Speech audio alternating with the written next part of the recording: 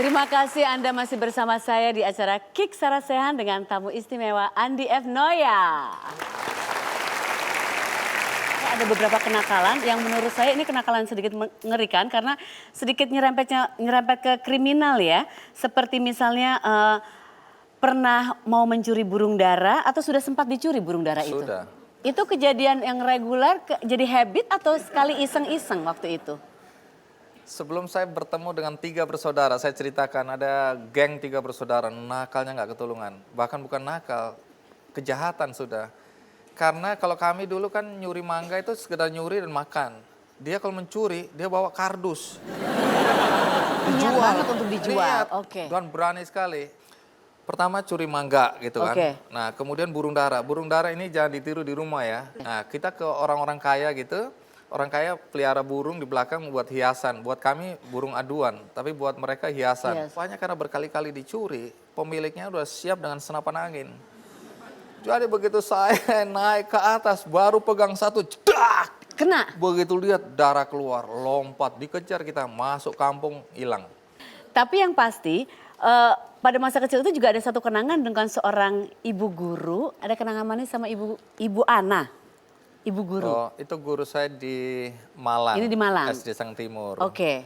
Kenapa guru ini berkesan sekali dan pernah saya ajak di Kick Andy, acara Kick Andy saya perkenalkan. Karena Bu Ana inilah orang pertama yang menurut saya yang memberitahu kepada saya bahwa saya punya 2 talenta sebenarnya yang istimewa dalam yang saya miliki. Iya.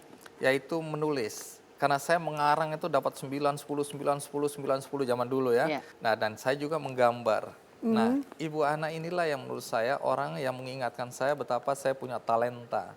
Terus kalimat yang saya ingat waktu itu, Andi, kamu kalau besar jadi hartawan. Belakangan baru saya tahu maksudnya itu wartawan. Bukan hartawan, Loh, tunggu dulu. wartawan. Jadi yang salah ngomong Ibu Ana atau yang salah denger Bang Nggak Andi? tahu siapa yang salah tapi. Nah, tapi itu yang membuat saya bilang, oh kalau gitu saya ingin jadi wartawan. Jadi wartawan. Nah, itulah yang kemudian lentera jiwa yang saya kejar. Aha. Dan setelah saya waktu itu diangkat jadi pemimpin redaksi Metro TV, saya tiba-tiba merasa bahwa saya harus bersyukur. Iya. Saya pernah jadi pemret di Media Indonesia Media. dan lain. Tapi waktu Metro TV saya mulai merenung. Saya harus mensyukuri hidup ini. Tuhan begitu baik pada saya. Nah, pada saat itu saya berpikir kepada siapa saya harus berterima kasih. Ibu sudah meninggal, ayah sudah meninggal, kakak semua udah nggak ada. Kemudian saya berpikir ada satu guru yang saya ingat. Karena guru inilah yang pertama kali memberitahu saya bahwa saya punya talenta menulis dan akan sukses jadi wartawan. Ibu Ana. Ibu Ana. Tapi aku kata-kata sukses itu saya sempat kagum tapi sempat bingung juga kan dibilang nggak lulus sarjana ya dan nggak lulus SD. Saya nggak pernah punya ijazah SD. Baca sendiri nanti ya. Sekarang saya mau kasih lihat kehidupan Bang Andi waktu di Jayapura seperti apa. Ya.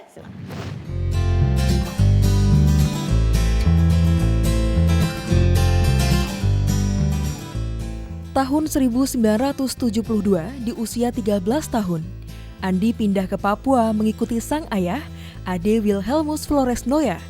Di sana, ia tinggal di wilayah Besji yang terletak di sebelah barat kota Jayapura.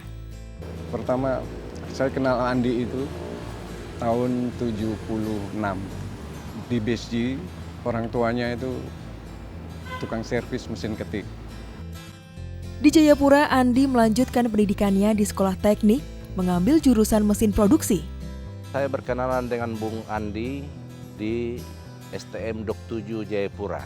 Kami masuk jurusan yang sama, jurusan mesin produksi. STM itu kita gelarin STM 89. Yang artinya bahwa kami masuk jam 8 dan jam 9 kami sudah kabur dari ruang kelas menuju lapangan Mandala. Pada zaman itu kami selalu berseragam celana jeans, baju putih, dan tas noken. Itu isinya adalah bola kaki. Keputusannya untuk kita kabur dari sekolah itu yang sering saya pikir, wah bertetanggaan dengan hati nurani, tapi demi kelompok ya kita kabur aja gitu loh. Setelah itu kita pasti dihukum bareng-bareng, ya terima saja karena memang itu kekompakan kelas kita. Hukum paling membersihkan halaman atau cabut rumput dan sebagainya.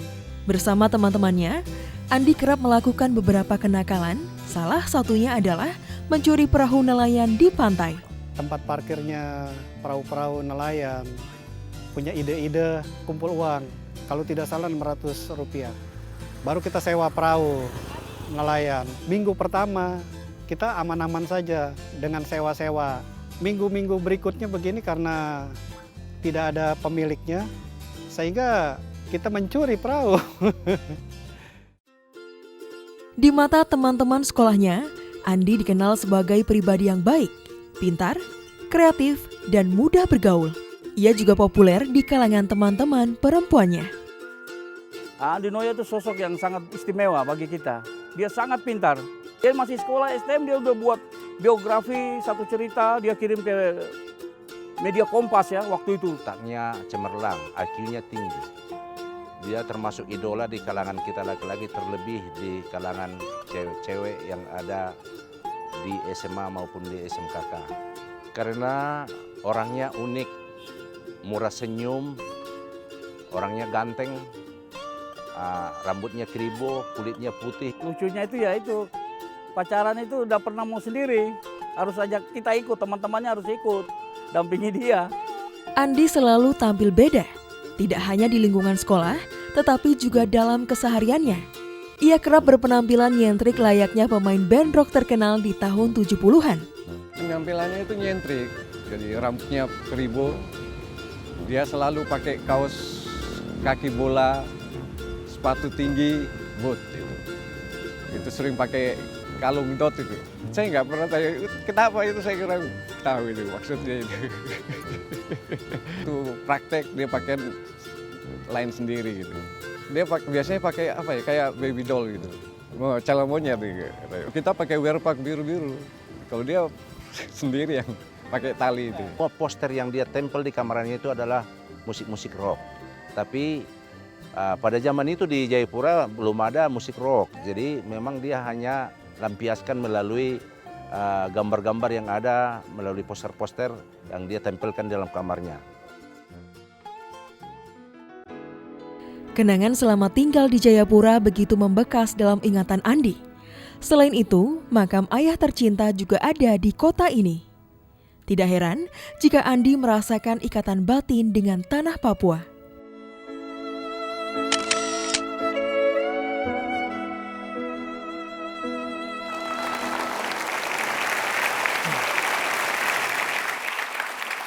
Tetap di sini bersama saya dan tamu istimewa saya karena sesaat lagi kita akan bahas tentang Jayapura. Jangan kemana-mana.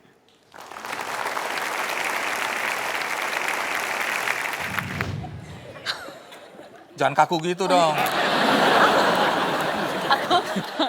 Aku sungkan. Enggak, karena ibu guru ini kan harusnya suka sama aku juga. Perlihatkan kesukaanmu.